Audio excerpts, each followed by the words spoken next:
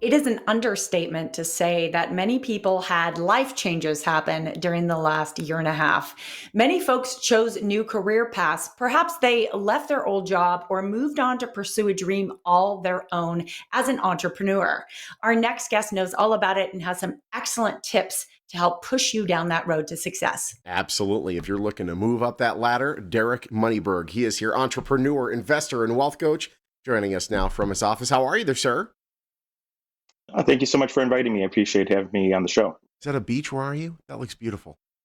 I'm at South Beach in the background. I'm in Miami Oh, Beach at the moment, and I Oh, spent a come lot of my life on. in Las Vegas. So I love your city and love your audience. And again, thank you for inviting me. we love you, and I really Uh, would like to be at the beach right now. Let's talk about this. mm. There's a lot of people that are working day in and day out for somebody else. They're getting exhausted. They want to stop being an employee. They want to be a business owner or an investor. Give us like 3 tips that you say would help people get on that path.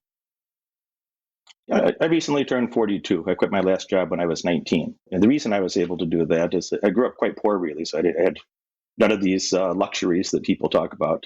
But I never thought it was my job to show up to work and do my job. I always thought it was my job to show up and do my employer's job, or one or two levels above you. That if you're doing that, you're going to get promotions, you're going to get raises, you're going to have a lot of advantages in the workforce because a lot of people are showing up to do the bare minimum. Yeah. So whether you want to be a business owner entirely yourself and entirely independently, which is a lot of work, but whether you want to do that or not, everybody's responsible for their own financial outcomes, and you can make a lot of benefits in your life. You can accrue a lot of value by being more entrepreneurial within the workplace that you're currently in, Mhm. even if you don't want to have a totally independent business.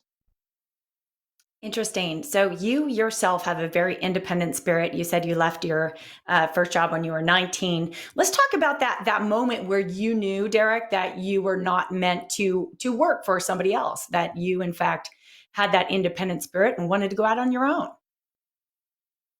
That was my last job when I was 19, and no, I got raises. I was a lowly manager at Walmart. Sometimes people want to talk bad about Walmart. I thought it was great.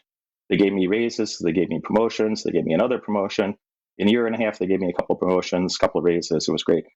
Where things went awry is they told me that I was going to get my next promotion for at least 3 years because I was too young.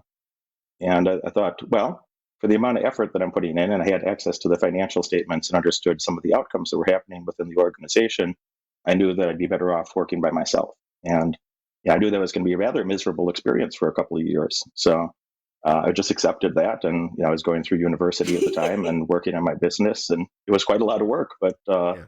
I knew that it would pay off in the long run, and it certainly did. Yeah, and growing up with not necessarily the silver spoon. I grew up in the projects myself. You were in an underprivileged neighborhood there in Chicago. How do you turn? Is frankly, like statistically, you're not supposed to really excel from that start. It's very tough to get out of that systemic poverty. You, on the other hand, got out of it. How did you manage that? I was never a crybaby about it. I never thought anybody owed me anything. And that's not a popular thing to say today. Everybody wants free, free. But the best way to get what you want in life is to deserve it. Yeah, I had a single family household, all that single parent household rather, and I knew the people that I was around. They were behaving in a lot of rough behaviors that I wouldn't advise anyone to do. And I Yeah. realized that I had to make a decision to work very aggressively. That I wanted A's in my university courses. I wanted to continue to excel at that. And yeah, I went to a premier graduate school at the University of Chicago because I demanded that of myself.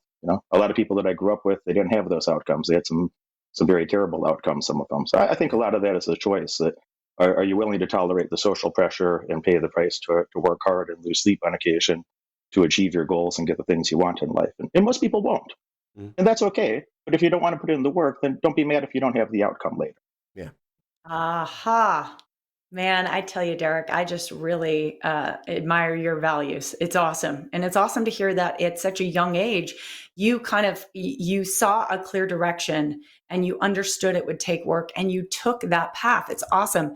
It makes sense now that you are in a coaching, mentoring role. Tell us about your relationship to young folks.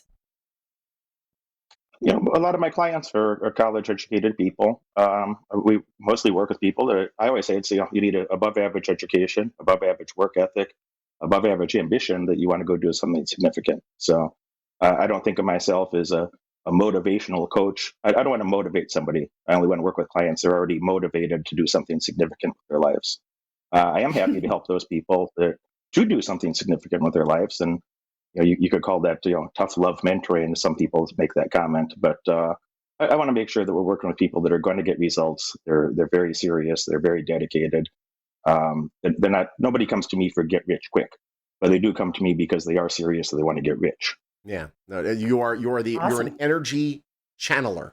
You find the energy that they already have and you put it in the right direction, which is really, really cool. It's great getting a chance to talk to you, my friend, and please enjoy South Beach. I'm incredibly jealous. Nice to talk to you today, Derek.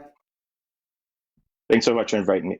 All right. If you want to learn more about what Derek does and how he can help you possibly take that energy that you have, you're destined for more, point that in the right direction, go to moneyberg.com. The website's right there. You can also follow him on social at Derek Moneyberg, and the Lux List, a proud sponsor of the Morning Blend.